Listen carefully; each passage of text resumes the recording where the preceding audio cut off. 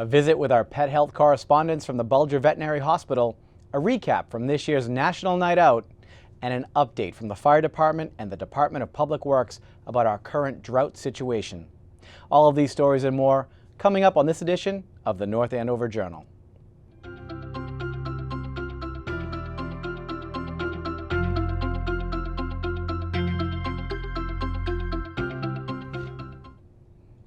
Hello and welcome to this edition of the North Andover Journal. I'm Ron Carpenito. National Night Out was a huge success this year with one of the biggest turnouts yet, and the Journal was there to cover it all. Let's take a look. Residents from all over North Andover got together for the town's annual National Night Out celebration on Tuesday, August 2nd. Mother Nature provided a beautiful evening, and the town's first responders and local civic organizations provided the rest. The National Night Out concept is something that's been going on in North Andover for the better part of a decade, as explained by newly appointed Police Chief Charles Gray. This is, I think, either our 9th or 10th year doing it. Originally it started at Woodridge Homes, and in 2008 Chief Stanley worked it out to, involve the whole town here at the Hay Stadium. And from 2008 on, it kind of got legs, and it is what it is, where you see today. Unbelievable turnout, the best one we've had yet. And it's an important event in that it provides a connection between the people of the town and those charged with their safety. Massachusetts State Senator Bruce Tarr joined us to illustrate the significance of the evening. It's too easy to take them for granted because they do the job without a lot of fanfare. Absolutely. They're out patrolling the streets, running EMS calls in the fire department and fire suppression, and we don't really think that much about them until we really need them, but thank God they're there when we do. The senator's sentiments were echoed by State Representative Diana DiZoglio. Tonight's all about celebrating the partnership between the police in this community and the residents in this community, celebrating the fact that we have a tremendous police force in the town of North Andover. They are here to protect and to serve. One popular event which many residents attended was the canine demonstration, during which officers explained in great detail what it takes to train and work alongside a police dog. So the dogs were initially trained out in Germany, so we just kind of keep the German terms with them. There's not that much to learn with the dogs. Sit, lay down, bite. They're kind of on cruise control. When they turn about 3 years old, you don't have to tell them to do stuff. And while they were showing off the attack skills of the police dog, the fire department countered with a different type of jaws, the jaws of life, used for extricating the victims of serious accidents. So this is the completion of our demonstration. The fire department has removed the doors as well as the roof of the vehicle to simulate how they would actually get someone out of the vehicle if there was an actual rollover out on the street. One of the original purposes behind National Night Out was to focus on crime prevention.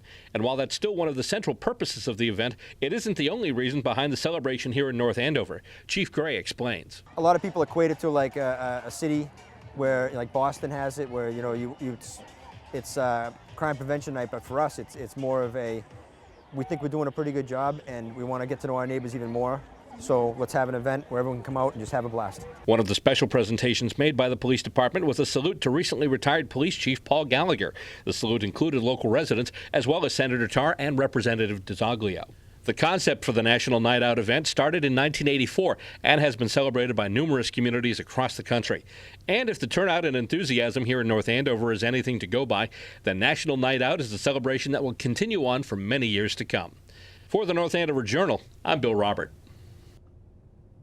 Our pet health correspondents Krista Vernaliken and Lindsay Renzulo from the Bulger Veterinary Hospital sat down with us recently to talk about pet weight management, how to tell if your dog or cat is overweight, and how to help them shed some pounds. Hello again from Bulger Veterinary Hospital. I'm Krista Vernaliken. I'm Lindsay Renzulo. And this month we are celebrating on social media pet weight management. So we thought it would be a good time to talk about that. So there's kind of a few main points in pet weight management. The first big thing is figuring out if your pet is overweight. Yeah, so, and I'll discuss dogs. Figuring out if your pet is overweight is actually a bit more of a challenge than a lot of people seem to think. There are many clients that come into the exam room that think that their dog is nice and lean and stealthy, when in reality they probably have like 5 or 10 pounds on them more than they really should. And so making sure that you really understand there are certain criteria to figuring out your pet's body condition score. And that basically is the tool that veterinarians use to figure out if a patient is overweight or not.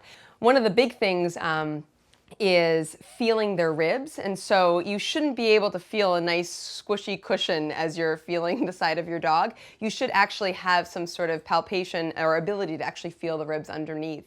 Same thing when you look at the dog from above, they should have a curved in waistline, and from the side they should have an abdominal tuck. You can go online, there's some really great body condition score charts online, and you can basically compare those charts to your own dog and see if your dog fits in an overweight category, a normal category, an underweight category. And how about cats? How do you body cats condition are very similar, so you're still going to want to be able to feel those ribs, not have to dig for them. From the side, this is a big thing, if they have the big waddling belly back and forth, that is not a good body condition score in a cat. That is a cat that's overweight.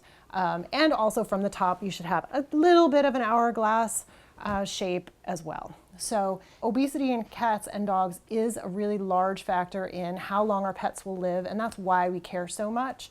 So, then the next big step is figuring out what your pet is eating right now, because most of the time we don't actually know.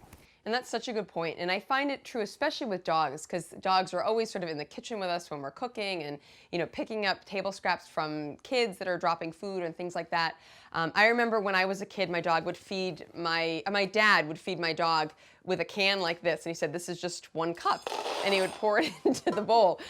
This is not 1 cup of food. And so actually measuring out how much a cup of food is, this is a cup of food. And so there is a huge difference if you are feeding your dog this twice a day versus you're feeding your dog this twice a day. How about with cats? Because cats can be a little bit more finicky than dogs.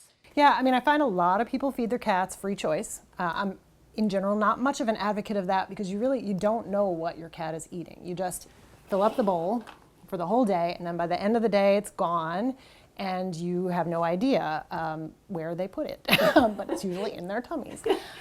So I do advocate meal feeding, or at least some of the regulated feeders. There are automatic feeders that you can set up throughout the day to open so that your cat's not bugging you all the time, but at least you know they're eating this amount of food per day.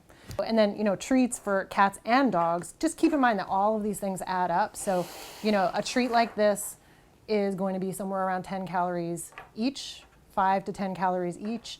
For cats, the same kind of thing, 5 calories. They're going to usually be listed on the treat bags, but if you're feeding your dog this many treats in a day, you're adding up to probably about 100 calories. And for a little dog, that might be half of their calorie intake for the entire day.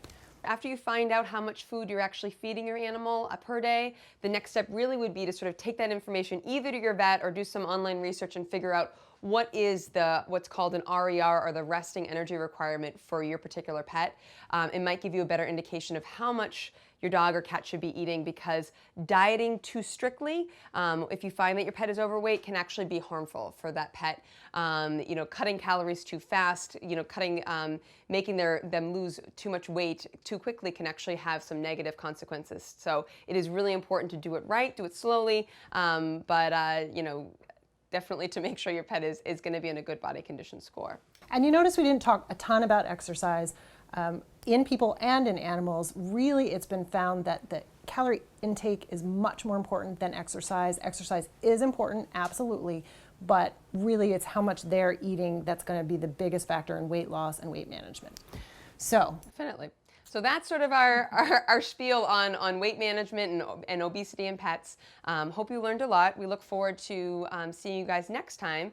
And next time we'll discuss, or we'll be actually in an exam room with Oliver the cat, and we will be going through a physical exam of a kitty. Goodbye from Bulger. See ya.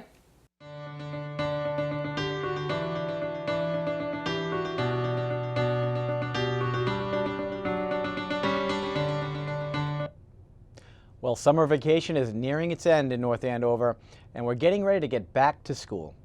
Unlike many Massachusetts schools, North Andover is waiting until after Labor Day this year with a start date of Tuesday, September 6th, except for kindergartners, who will start on the 7th. North Andover High School students will be returning to school with a new principal, Deborah Holman, who we hope to have on our next episode of the Journal, as well as Superintendent Jennifer Price with an update on her Superintendent Summer Challenge.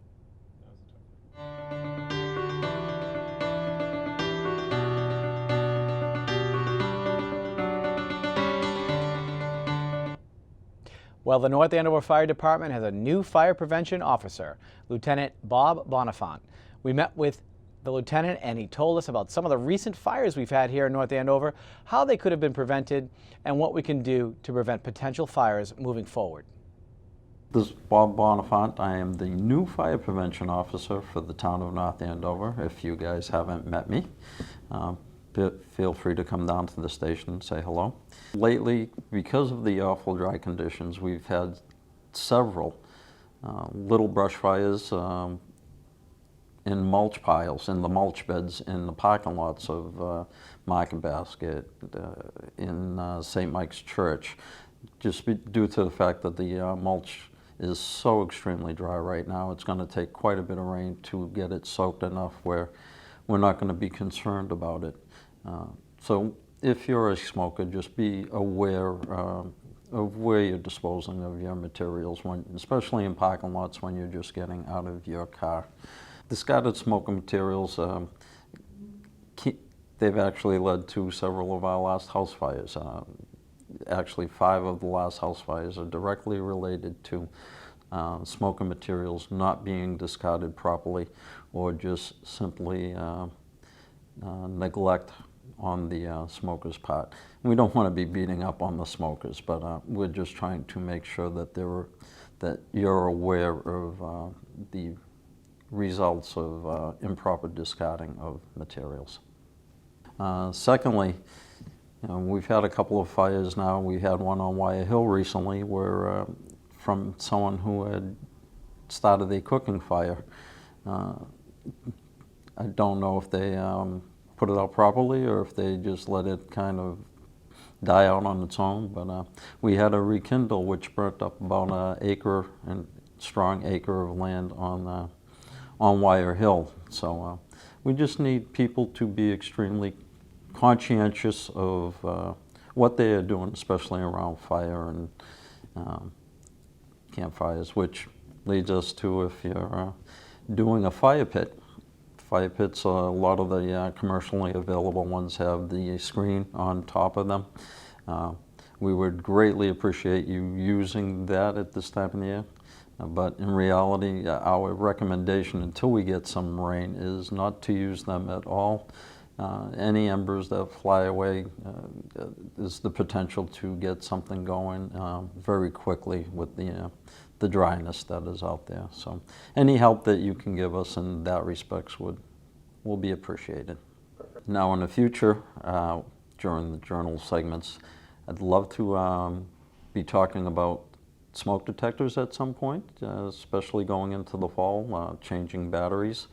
When we change our clocks, we'll discuss some of that. Also, further out, we'll be talking about adopting fire hydrants during the winter months, because we have over 1,200 fire hydrants and we only have 44 firefighters, so it's hard for us to get to each and every one of them to shovel them out. So we're going to be looking for more help in the future for keeping everything open. But in closing, if anyone has any questions about fire department, fire safety, certificates of compliance, please come down to the station and talk to me directly or give me a call here at the station. We'll like to help you out. Well, the lieutenant mentioned that the dry conditions played a partial role in the brush fire on Wire Hill. Well, we spoke to Bruce Thibodeau, the Director of Public Works, about the dry conditions and the drought our community is facing. Let's see what he has to say about that. I'm Bruce Thibodeau, the Director of Public Works for the town of North Andover. And we're talking because the region, the state and the region is in a drought conditions. And we're in the very first phase of our drought management plan, which is the Drought Watch, and that's a volunteer requirements. We ask that voluntarily people reduce outside water use as much as possible.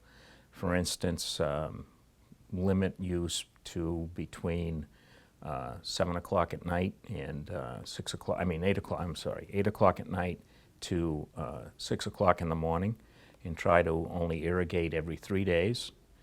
And what we're trying to do is drop the demand or the use, because without rain, as we have higher demand, we lower the elevation of the lake, and that determines what phase we're in. And there's 4 phases in our drought management plan. The first one we're in now that I mentioned is the watch. The next one will be the warning. And the warning is mandatory requirements. That means that you can only water at night. You have an odd and even, so if you're on the odd side of the street, you only water on 2 of the odd numbered days of the week, or 2 of the even days of the week, if you're on the even side. And then if you do not comply with that, the selectmen have the ability through the DPW to fine people. So, and all of this is in a bylaw and online in the drought management plan. The state right now is in this region is in the drought warning stage, but because our permits are linked to the drought management plan, we follow that, and it's those levels determined, like I mentioned earlier, on the lake level. So what can people do? Other than doing a rain dance, as I asked the selectmen to do last night, the thing that we really should be doing is reducing any outside water use as much as possible. Eliminate or reduce washing of cars, washing of houses, washing of the property like patios and things like that, reducing the irrigation, as I said. Now the town has already done that. We've eliminated any watering at any of the town buildings. We've reduced watering for any of the athletic fields to the schedule that I mentioned, every 3rd day and at night. And so we're trying to do our most to get that done. So we're hoping everybody will comply with that. Now, just to reiterate what Bruce said, we're currently in the drought watch phase, while the rest of our region is in the drought warning phase. Please do your part and voluntarily cut back on your water usage. If we move into the next phase, the drought warning phase, we will have Bruce back on the show to tell us about the mandatory water restrictions. Our junior political reporter, Caitlin Parks, is back with some important information about the 4 ballot questions you'll be encountering this November. Hello, I'm Caitlin Parks, and welcome to Can We Get Back to Politics, Please?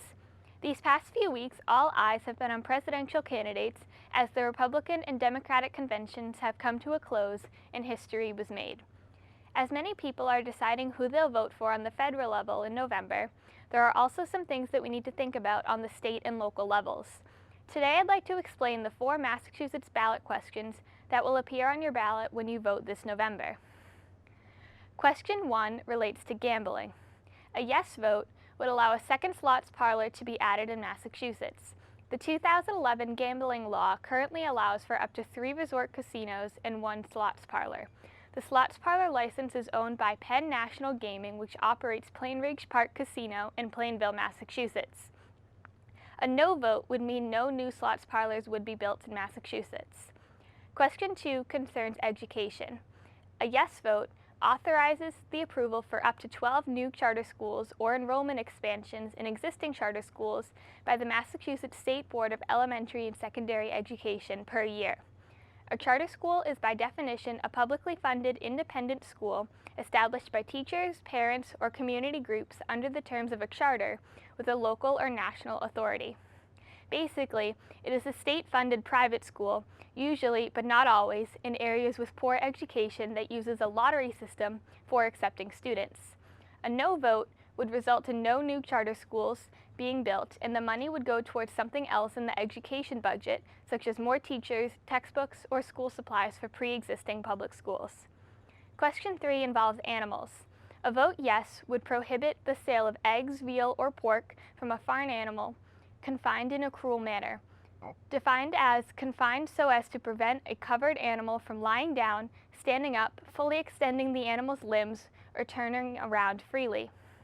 The maximum fine is $1,000 for each violation. A no vote would continue to allow the sale of eggs, veal, or pork from a farm animal that are confined in a cruel manner and not require farmers to provide animals with adequate personal space. Question 4 is about marijuana. A yes vote would legalize recreational marijuana for anyone over the age of 21.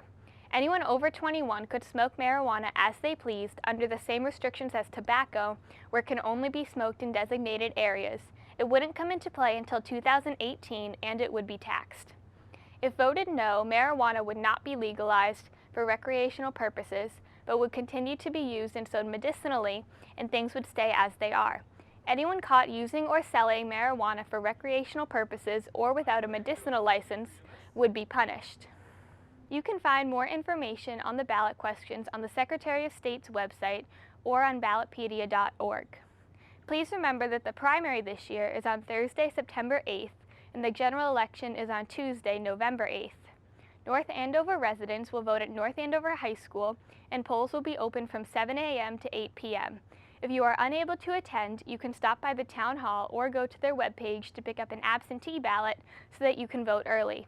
If you would like to attend but are unable to get a ride or need assistance, there are rides available for those who need them. There is handicap access and assistance at the polls, which again will be on Thursday, September 8th at the North Andover High School. All of this information and more can be found at the Town Hall and at their webpage. I'm Caitlin Parks, your junior political reporter for the North Andover Journal. Thank you and have a great day. Thank you, Caitlin. And speaking of elections, Town Clerk Joyce Bradshaw sat down with us to talk about some important voter information you should know about for the upcoming primary on September 8th and the presidential election on November 8th. Let's see what she has to say. Good afternoon. This is Joyce Bradshaw, Town Clerk and Chief Election Official for the Town of North Andover, speaking to you from our temporary Town Hall location at 1600 Osgood Street. We are hoping to be back on Main Street by the middle of October, so we'll be all ready for the presidential election.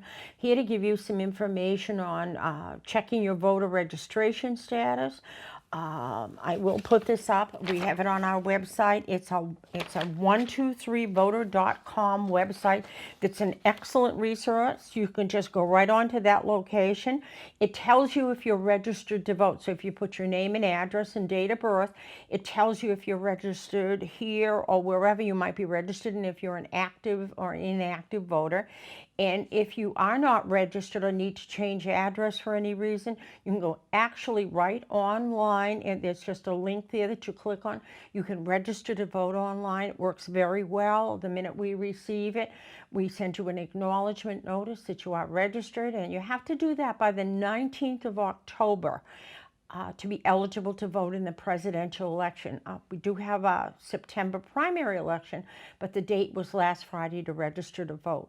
You still can apply for an absentee ballot for the September election till noon on Monday, the day on Wednesday, because it's a very unique Thursday election. So you have till noon on Wednesday, the day before on the 7th, to apply for an absentee ballot. Plenty of time for the November election. We will be discussing having early voting. We're in the process of trying to determine a location and maybe some extended evening hours so that you can actually come cast an early ballot for the November election, and any either early ballots or absentee ballots are counted on election day. So that's early voting is brand new. This is the first time we will use it. Is for the presidential election. We're hoping to be able to give voters an opportunity to be able to vote in a convenient way. We have over 19,000 voters, so you can just imagine election day will be very busy.